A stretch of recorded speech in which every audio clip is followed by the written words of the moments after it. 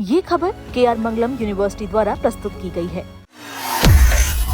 बड़ी खबर नेपाल को लेकर। दरअसल भारत से 100 रुपए के सामान पर टैक्स लगाने के बालेन शाह के प्लान पर अब पानी फिर गया है। नेपाल के सुप्रीम कोर्ट ने नेपाल भारत सीमा से आम नागरिकों द्वारा लाए जाने वाले 100 रुपए से अधिक मूल्य के दैनिक उपयोग के सामान पर लगाए गए कस्टम शुल्क की वसूली पर अब अंतरिम रोक लगा दी है। अदालत के इस आदेश से तराई मधेश के सीमावर्ती इलाकों में रह रहे लोगों को बड़ी राहत मिली है। सुप्रीम कोर्ट के न्यायाधीश हरि प्रसाद फुयाल और टेक प्रसाद ढुंगाना की संयुक्त पीठ ने अब प्रधानमंत्री और मंत्री परिषद कार्यालय, वित्त मंत्रालय समेत संबंधित निकायों को ये निर्देश दिया है कि अंतिम निर्णय आने तक दैनिक उपयोग की वस्तुओं पर सीमा शुल्क नहीं वसूला जाए। आपको बता दें, नेपाल सरकार ने 2 मई को जारी अधिसूचना के तहत नेपाल भारत सीमा यानी इंडिया नेपाल बॉर्डर से लाए जाने वाले 100 रुपए से अधिक मूल्य के सामान पर कस्टम शुल्क अनिवार्य कर दिया था। इस निर्णय के बाद सीमावर्ती क्षेत्रों में विरोध शुरू हो गया था।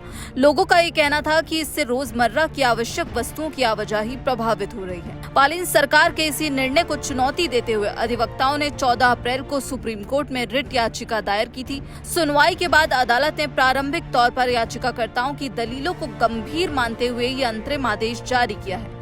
अब अंतिम फैसला आने तक सरकार उक्त प्रावधान के तहत दैनिक उपयोग की वस्तुओं पर कस्टम शुल्क नहीं ले सकेगी। इस निर्णय से नेपाल सीमावर्ती इलाके के लोगों में खुशी है। वहीं सोनबरसा सहित भारतीय क्षेत्र के सीमावर्ती बाजार के व्यवसायियों में भी खुशी देखने को मिल रही है। उनका मानना है कि बाजार में तेजी आएगी और नेपाल के लोग पूर्व की तरह दैनिक उपयोग की वस्तुएं आसानी से खरीद सकेंगे। दरअसल नेपाल से बड़ी संख्या में नागरिक रोजमर्रा की जरूरत की चीजें खरीदने के लिए नियमित रूप से भारतीय सीमावर्ती बाजारों में प्रवेश करते हैं। इस आदेश के बाद सीमा शुल्क अधिकारियों ने जांच तेज कर दी थी और चिप्स के पैकेट, बिस्किट, मसाले और अन्य घरेलू सामान जैसी छोटी वस्तुओं पर भी प्रतिबंध लगा दिए थे। इस कदम का कड़ा विरोध हुआ। खासकर सीमा चौकियों पर नागरिकों और अधिकारियों के बीच अक्सर बहस और झड़पों की खबरें सामने आई। वहीं नेपाल सरकार की नई व्यवस्था से भारत के सीमावर्ती क्षेत्रों में व्यापार बुरी तरह प्रभावित हुआ था।